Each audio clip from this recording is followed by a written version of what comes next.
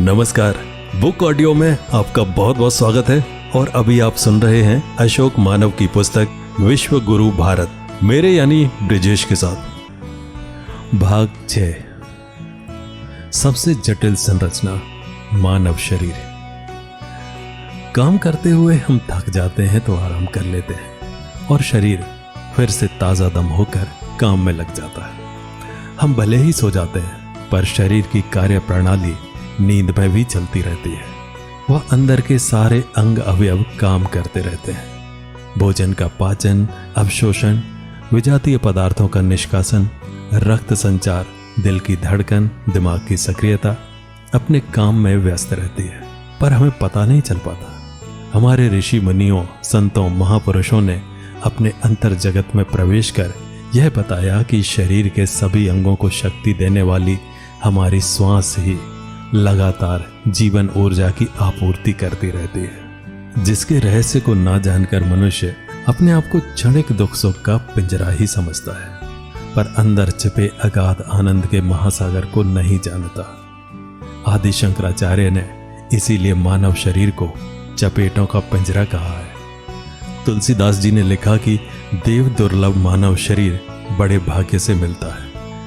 यह साधन का धाम और मोक्ष का दरवाजा है। बड़े भाग मानुष तन पावा, सुर दुर्लभ सद ग्रंथन गावा। साधन धाम मोक्ष कर द्वारा, पाए न जेहि परलोक संवारा। इस अनमोल मानव शरीर को पाकर यदि परलोक को नहीं संवारा तो जीव की बड़ी दुर्गति होगी, क्योंकि परलोक में जब कष्ट होंगे तो सिर धुन धुन कर पछताना पड़ेगा। तब काल को, कर्मों व ईश्वर को व्यर्थ ही दोष लगाएगा।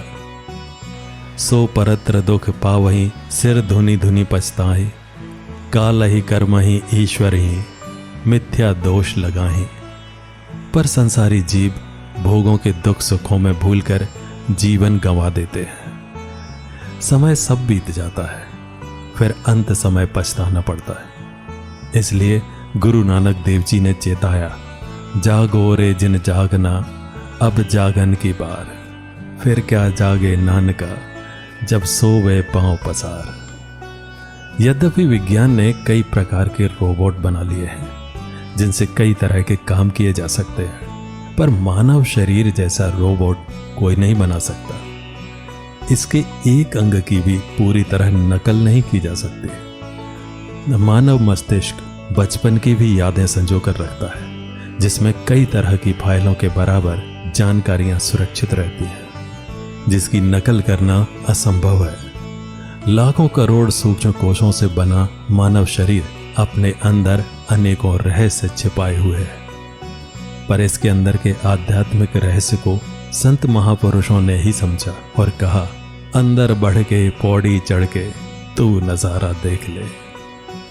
अंदर फूलों की बहार, अंदर खिल रही गुलजार। अंदर सूरज चंद्र हजार, लाखों तारा देख ले।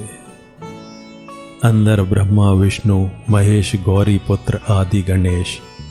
अंदर परमहंस का देश, हरि का द्वार देख ले, तू नजारा देख ले। रामचरितमानस में कहते हैं कि कब हूं करी करुणा नर देहि, देत ईस बिन हेत सनेहि। नरक स्वर्ग अपवर्ग नसेनी, ज्ञान विराग भगति सुख देनी। जीव पर दया करके प्रभु ने अहेतु की कृपा से मानव शरीर दिया है, जो 3 स्थानों की सीढ़ी है। बुरे कर्म करके नरक, अच्छे कर्म करके स्वर्ग और आत्म कल्याणकारी कर्म से अपवर्ग, अर्थात प्रभु के परम धाम की प्राप्ति होती है। ज्ञान वैराग्य पूर्वक भक्ति का सुख मिलता है। हमारे ऋषि मुनि इतने सूक्ष्म वैज्ञानिक थे कि उन्होंने अंतर्मुखी ध्यान के माध्यम से मानव शरीर के अंदर इकाई कोश की तुलना ब्रह्मांड के सौर मंडल से की, जिसमें बीच में सूर्य, उसके चारों ओर ग्रह घूमते हैं। कोश में केंद्रक, उसके चारों ओर जीव द्रव्य, झिल्ली द्रव्य होते हैं। इसलिए कहा कि जो पिंड में है वही ब्रह्मांड में भी है। यद पिंडे तद ब्रह्मांडे, ब्रह्मदारण्यक उपनिषद।